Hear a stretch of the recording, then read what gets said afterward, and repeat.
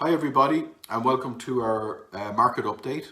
Today we will talk about a very recent and significant merger of rare earths in China, which once again further consolidates and strengthens China's dominance in the rare earth industry, both at home and abroad. We will also view the impact this is having on prices and the good news this is for investors. So before I begin, please allow me a quick recap for anybody who's relatively new to our newsletter.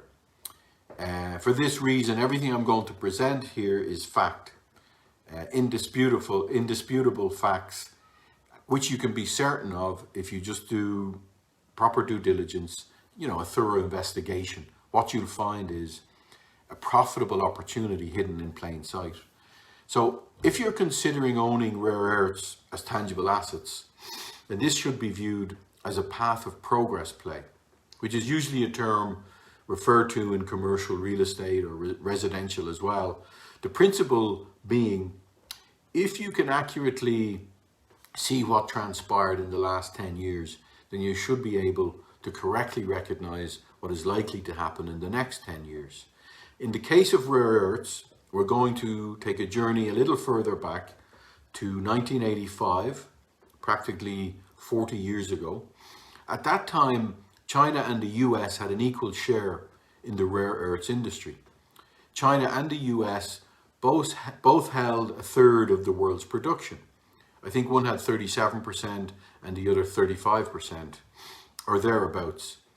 Nonetheless, they both equally accounted for 70% of the world's production and supply of rare earths.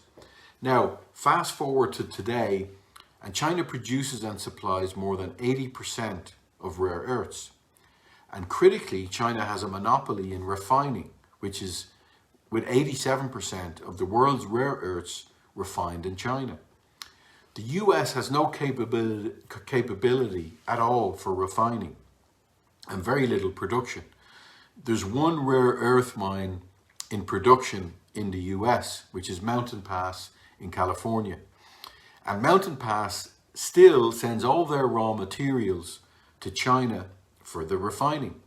So the reality is that the US and Europe have no supply chain of rare earths. China is the dominant market leader in rare earths. Now, why is that? Well, because 40 years ago, China decided they would be. What happened? Let's go back to the 1980s once again. In 1987, Deng Xiaoping, China's leader at that time, said, and I quote, "While the Middle East has oil, China has rare earths." Now, this has proven to be an exceedingly shrewd prediction on his part as we look at the status quo here today in 2022. What exactly happened? It's hard to say.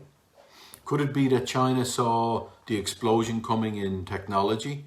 Rare earths are critical and irreplaceable in all modern technology.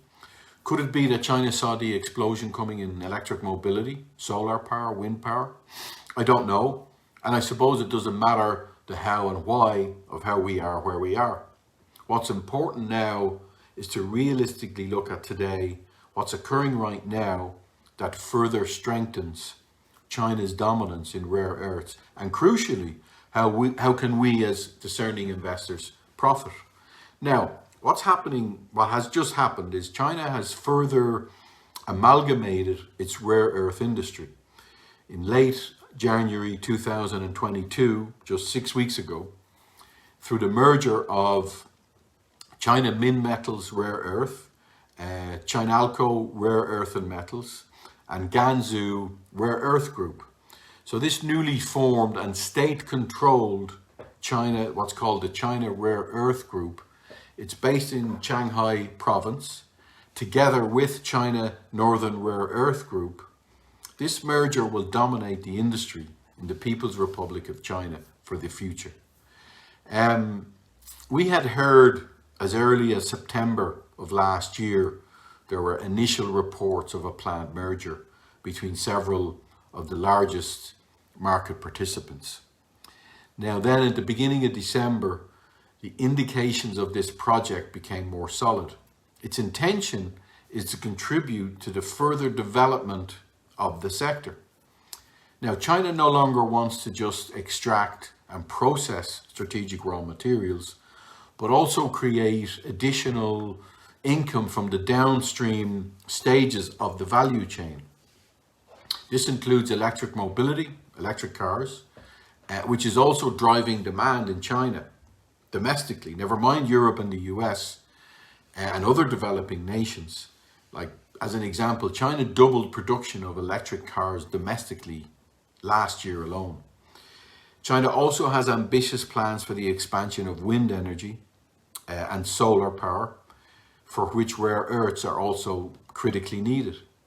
Finally, and importantly, the merger will give China greater control over pricing. So now we're seeing a near monopoly, or a monopoly, one could say, in production, supply, refining, and now pricing.